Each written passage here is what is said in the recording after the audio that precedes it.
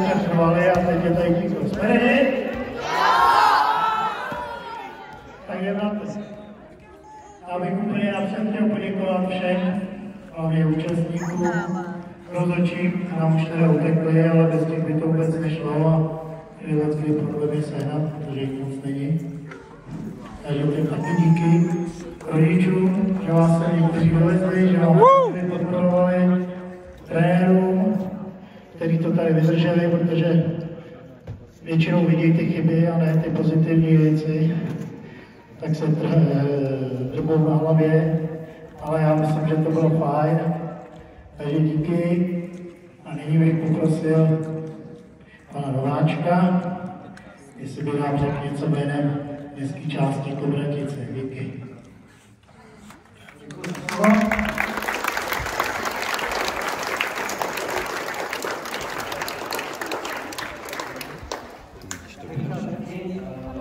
Že se tady sešli tak hojném počtu, ať už hráči, nebo tady vaše podpora publiku.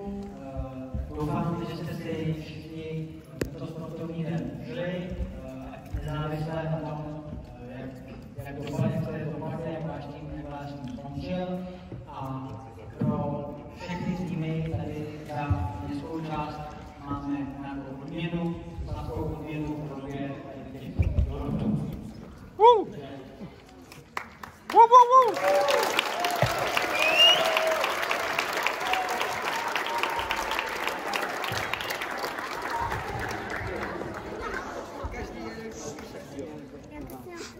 Takže přistoupíme k vyhlášení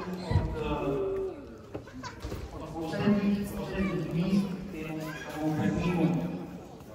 Na krásných 5. až 7. místě se umístili postupně hráči za Kobratice.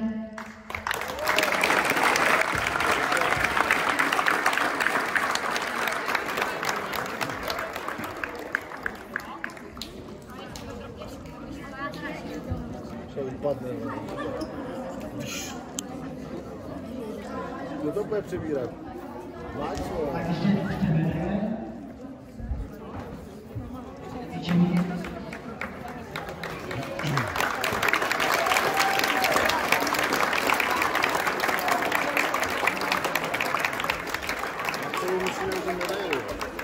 Jsem řekl, ten kouž je naše 12.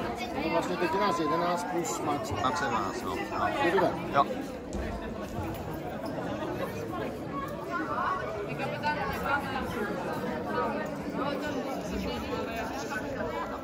Další pozice z toho děleného místa je tým Velké Ohrady.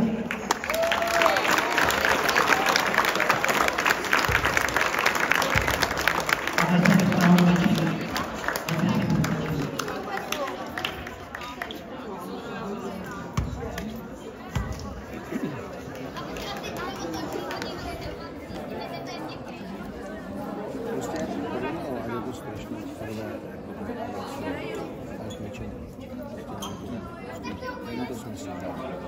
Ještě nevím, je to špatný.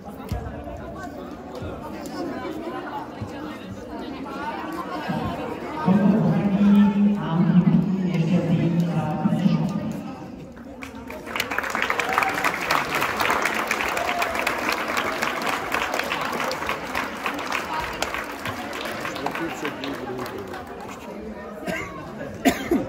Kdo vím, jako dobře, jak už jako...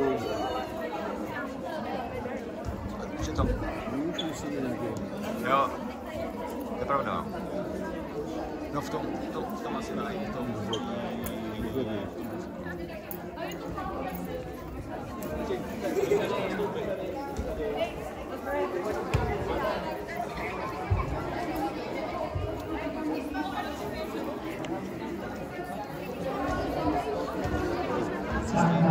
Na 4. místě se nám umístil Sokolů. Asi ten Sokolů vidí škola.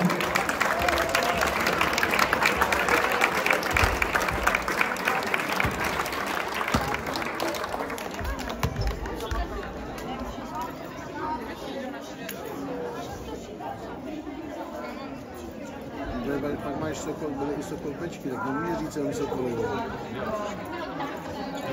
By taky mohli přijít 5 týmů, ne? Takhle se to. Jo, vyhraje, co? Vyhraje se to. Tak, třetí místo a umů tým Sokol Brčky.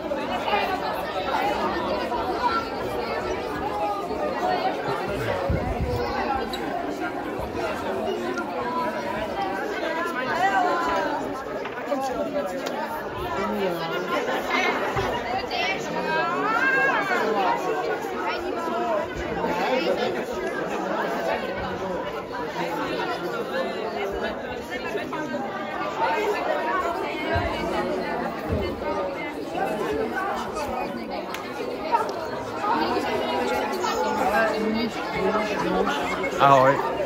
Ahoj. Dáme vám nože ještě, jo? Jasně.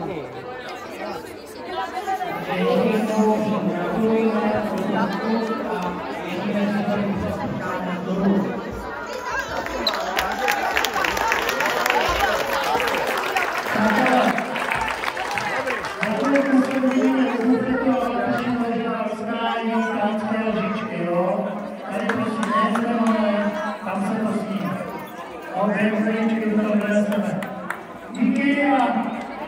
Díky vám, ahoj.